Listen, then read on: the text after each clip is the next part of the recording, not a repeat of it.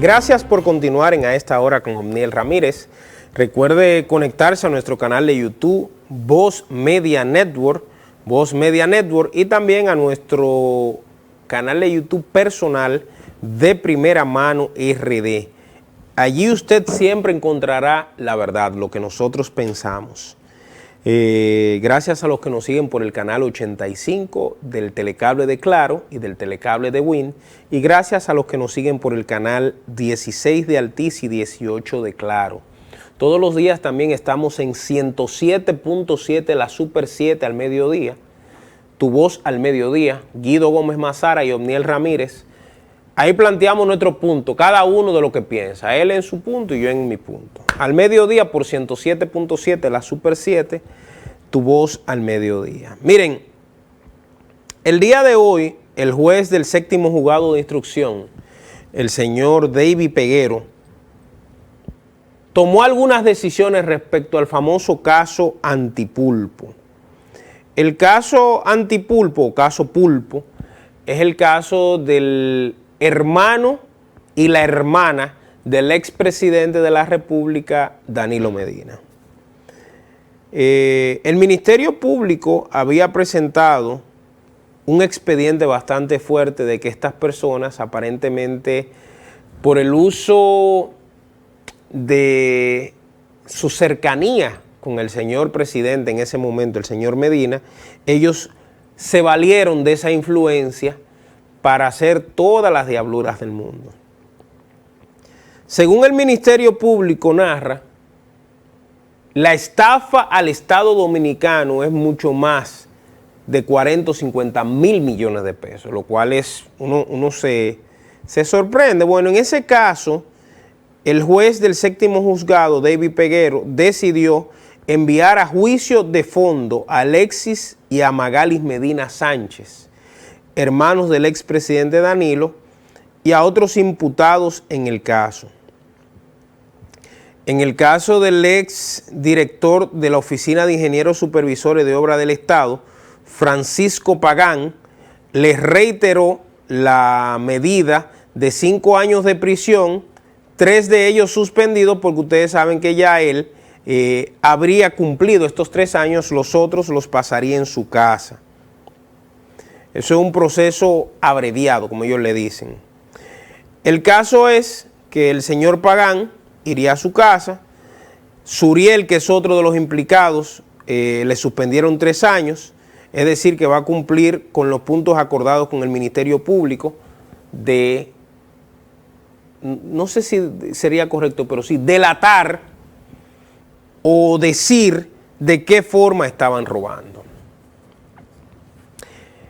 Ese expediente, que yo no tengo fe en que llegue muy lejos, por lo que le dije en el comentario anterior, aunque mis deseos y el deseo de muchos buenos dominicanos es que ciertamente llegue a donde tiene que llegar, pero yo diría que falta la pieza central en ese expediente.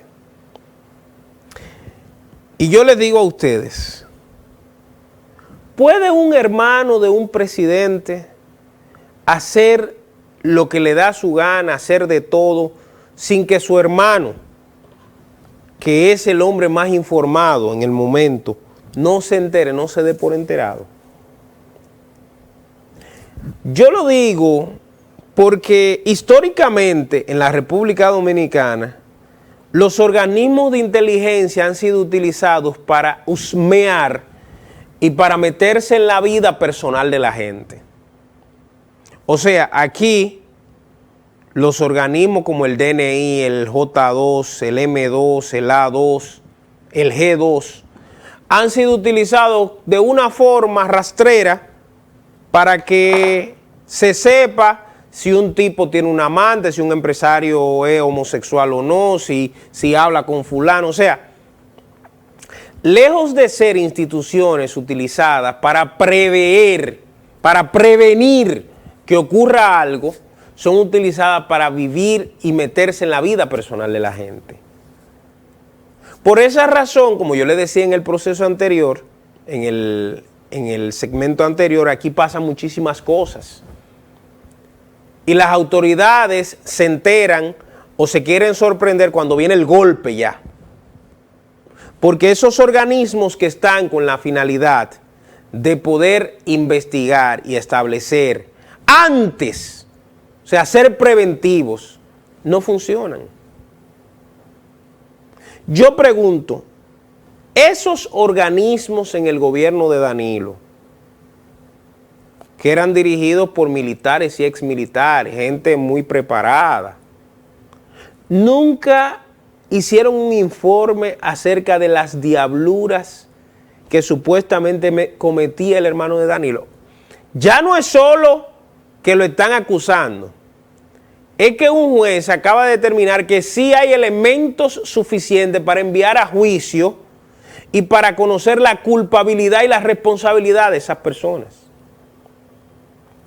Pero también hay testigos en ese expediente que están diciendo que ellos negocian su pena de que no le den 10, 15, 20, los años que le vayan a dar, a cambio de ellos decir de qué forma se hacían las cosas. De eso es que estamos hablando.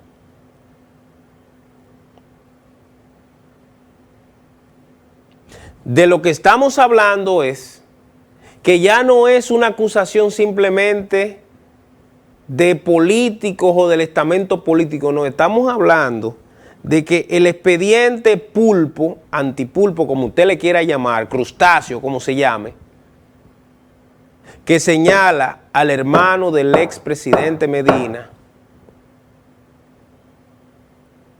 ha llegado a un punto donde aparentemente, ojalá, se conozca la verdad. Pero no hay una verdad si quien era el principal mandatario del país y que se hace cómplice por comisión o por omisión, no está en el expediente. No tengo nada personal contra Danilo, que debería tenerlo, pero no tengo nada personal contra él. Lo que sí digo es que en buena justicia nadie operaba con la libertad que operó el señor Alexis Medina si no fuese con la aprobación, el consentimiento o mirando para otro lado, la vista para otro lado, como uno dice, de su hermano. Porque no estamos hablando de 200 pesos, señores. Ojalá y Alex tuviera las imágenes de un movimiento político que tenía Alexis Medina. Yo recuerdo en el 2012 cuando Alexis comenzó con ese movimiento apoyando a su hermano. El movimiento se llama Tornado. Miren la diferencia de la campaña de 2012 de ese movimiento apoyando a su hermano a la campaña del año 2016 apoyando la reelección de su hermano. ¿Cuál es la diferencia, hermanos dominicanos? El despliegue económico, el dinero, la vistosidad, la extravagancia. La única explicación era cómo este señor no le importaba el dinero, manejaba tanto dinero en el gobierno de su hermano que podía hacer eso y más. Estamos hablando que en una caravana, vehículos de lujo, auspiciados por el señor Alexis Medina, llevaban 100, 200, vehículos de lujo, disco light de lujo, mujeres despampanantes bebiendo champaña, bebiendo esto y lo otro.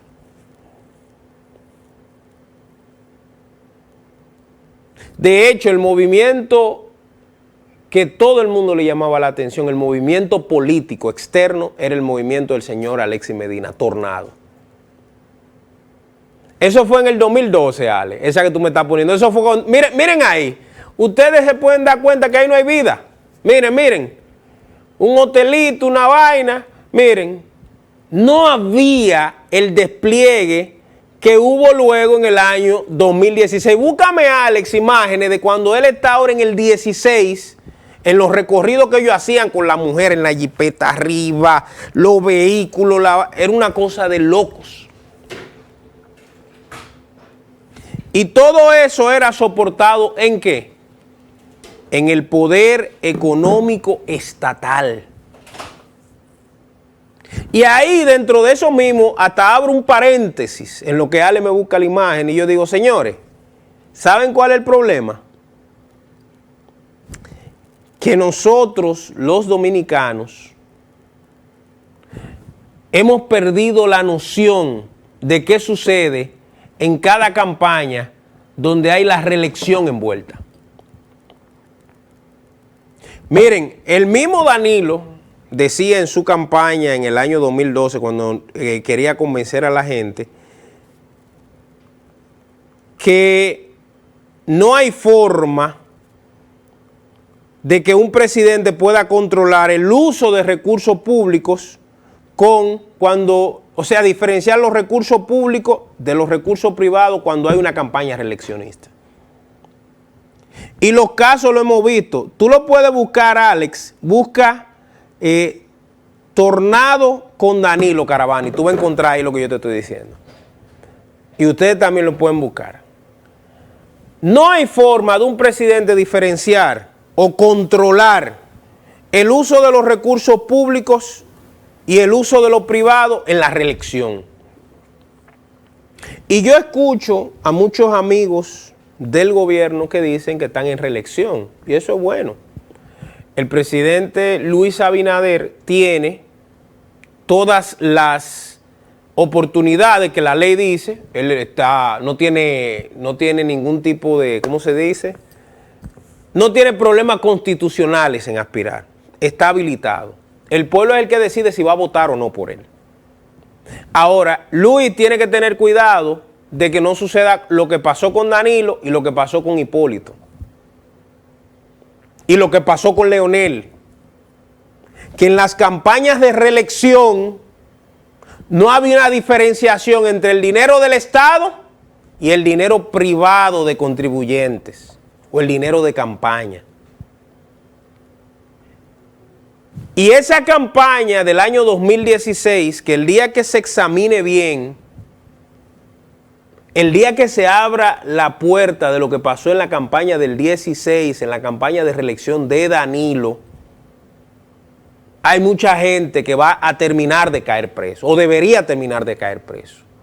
Porque la exhibición y el gasto de dinero, si aquí se está hablando ahora de que están comprando alcalde y vaina, la cantidad de personas que fueron compradas en el año 2016, diputados, senadores, alcaldes, con el tema de la reelección, eso fue vergonzoso.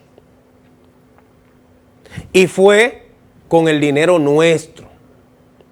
Y fue en esa vaina de la campaña donde mucho del dinero se camuflajeó para poder utilizarlo ahí, en movimientos como el del hermano de Danilo. Un presidente tiene que cuidarse de que su familia no haga negocios en el Estado.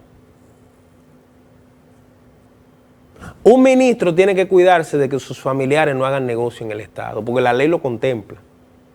Un director general tiene que tener cuidado de que su familia no haga negocios en el Estado. Porque el ser humano que no es tan tonto pudiese entender, asimilar, que eso lo hace basándose lógicamente en su poder, en su cercanía. Yo no sé si el poder político al final se va a imponer y van a lograr librar al hermano de Danilo de este expediente. Porque no hay forma tampoco de que despeguemos ese expediente del hermano de Danilo. Yo no sé si las tan buenas relaciones que tiene el expresidente Medina en el partido oficial, en el partido de gobierno y con gente que le ha prometido de todo, le van a dar la oportunidad de que él saque a sus hermanos. porque el juez acaba de enviar a sus dos hermanos a juicio de fondo. Y los testigos acaban de recibir ya parte del beneficio de los acuerdos que hizo el Ministerio Público con ellos. De lo que estamos hablando, amigos míos, es que hay un caso firme. Ahí están las imágenes, gracias Alex. Esas son las imágenes ahora de ya en el 16. Cuando en el 16 ya la cosa estaba mejor. Yo pregunto, el Ministerio Público, que dicho sea de paso, muchos de los que estaban en ese movimiento, empresarios y qué sé yo cuánto, fueron los mismos que fueron acusados con el señor Alexis Medina. Miren todos esos vehículos son de ese movimiento de ese hermano de Danilo. La movilización, o sea, el combustible, las personas que le montaban, las mujeres que eran modelos que le montaban en esos vehículos para que bailaran y para que saludaran y para que bebieran champaña y para que la gente creyera. ¿Con qué se movía eso? Yo recuerdo un testimonio de mi buen amigo Gustavo Ramírez Merán, de una ocasión en la que él se dio cuenta de cuántos vehículos de lujo nuevos, recién sacados de los dealers, había comprado ese movimiento. Todo eso era del hermano del excelentísimo señor presidente Danilo Medina. Todo eso era parte de un esquema donde la corrupción se imponía. Porque la movilidad que tuvo ese movimiento en el año 2012 nunca se parecerá a la que tuvo en el año 2016. La diferencia, que eran fondos estatales, que accesaron a dinero del Estado. ¿Qué ministro se atrevía a cuando mandaban a Alexis Medina o que Alexis iba a una institución a pedirle cualquier negocio a decirle que no? Yo recuerdo un director de aduanas que cayó en desgracia con Danilo y lo quitaron por una diferencia con uno de los hermanos de Danilo, porque no permitió que hiciera algo. Y eso pasa en la República Dominicana, amigos míos. No hay la diferencia entre lo familiar y lo político, y por eso los familiares de muchos políticos creen que cuando llegan sus familiares, llegaron ellos también. Y usted ve que al final hacen más negocio que hasta los propios presidentes o secretarios de Estado, o ministros, o directores generales o lo que sea. Y luego se ven en situación tan complicada como la que está el hermano de Danilo. ¿No vio Danilo el despliegue que tenía su hermano en esos movimientos? No lo vio. No vio Danilo la cantidad de contratos que en todas las instituciones del Estado salía su hermano. No lo vio. No llamó nunca a Danilo a ningún funcionario para que le permitiese a su hermano hacer algún negocio. Nunca lo hizo. Son preguntas retóricas que yo hago para que entendamos, señores, que esos juicios, mírenlo ahí, al plenipotenciario Alexis Medina, es el hermanito de Danilo, el jefe de esa vaina. Entonces yo pregunto, ¿no sabía Danilo nada de eso? Si él no lo sabía, entonces estamos ante el fenómeno más interesante de un presidente que vive en el aire. Y si lo sabía, entonces estamos frente a un presidente que era un corrupto. Y si no se hace nada, es porque tenemos un gobierno entonces que es flojo y que permite que los corruptos hagan lo que les dé su maldita gana. Esas son las cosas de este expediente. Y yo le digo, miren, ojalá, y los que están involucrados, porque aquí la Constitución establece que todo el mundo es inocente hasta que se demuestre lo contrario.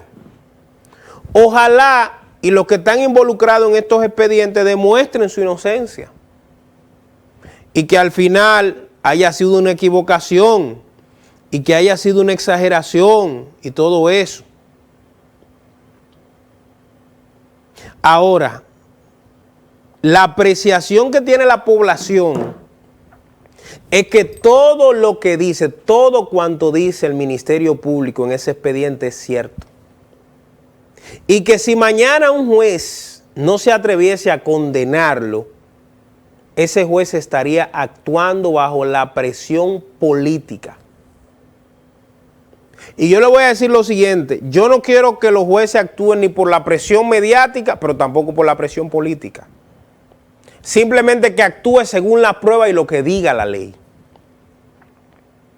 Ahora, el Ministerio Público en los últimos meses ha tenido la mala suerte, llamémosle así mala suerte, que cada vez que presenta un expediente, un juez lo desestima diciendo que es un expediente que está flojo, que no tiene los elementos suficientes, que no tiene los elementos de rigor, que no está bien estructurado, que no está bien elaborado, y los jueces agarran y mandan a ese imputado o cierran ese expediente diciendo que no hay nada.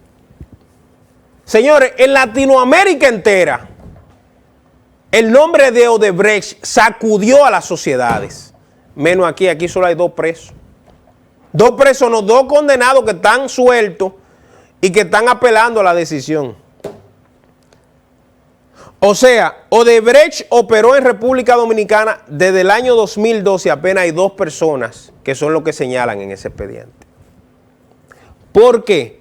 Porque la clase política y la clase empresarial se pusieron de acuerdo para presionar a jueces, para doblar voluntades y para que al final no fuera nadie preso. Eso pasó aquí. Eso lo vimos nosotros. Como decía Jimmy Sierra, yo estuve allí. Entonces, amigos míos, este expediente del caso Antipulpo es un expediente que abrirá o no las ventanas de la esperanza. Y lo estoy diciendo, no quiero, yo no me motivo en que los que están sean condenados y ya no, que sea condenado el que violó la ley. Ahora, si mañana no ocurriese nada con ese expediente, la lucha famosa contra la corrupción, el famoso Ministerio Público Independiente y todas esas hierbas aromáticas sería nada más que un bulto para joder a la sociedad y para allantarla. Y ahí es donde no debe caer doña Miriam, Jenny, Camacho, pero más que ellos, yo digo los jueces que componen aquí el Poder Judicial. Si mañana todos estos expedientes, los implicados salieran libres, la gente pudiera dejar de creer que vivimos realmente en una sociedad civilizada. Y eso podría provocar lo que sea. Yo siempre cito lo que sucede en el pueblo cuando la gente no puede cristalizar o mover de forma adecuada sus aspiraciones. Las imágenes de Sri Lanka, cómo la gente hasta se metió en la casa del presidente de la República, enojada, molesta, frustrada, demuestra lo que un pueblo enardecido y guapo puede hacer cuando ve que le quieren tomar el pelo. El tema de Alexis Medina no es contra Alexis Medina, es contra el sistema político impune que hay en República Dominicana, que ha pasado por los últimos años. Señores, todavía en los tribunales se está conociendo el caso de Leonel Almonte del Banco Universal. Eso es del año 83, 84, imagínense. Ahora, Leonel Almonte no era un jodido económicamente y por esa razón ese caso ha durado tanto. Si fuera un pobre jodido, a los 2 días lo condenan, mándalo para Najayo a cumplir su pena. ¿Estamos entendiendo, amigos míos? Entendemos la importancia capital de este y de otros casos que se supone que son las banderas de la lucha contra la corrupción. Lo entendemos, lo asimilamos, lo visualizamos.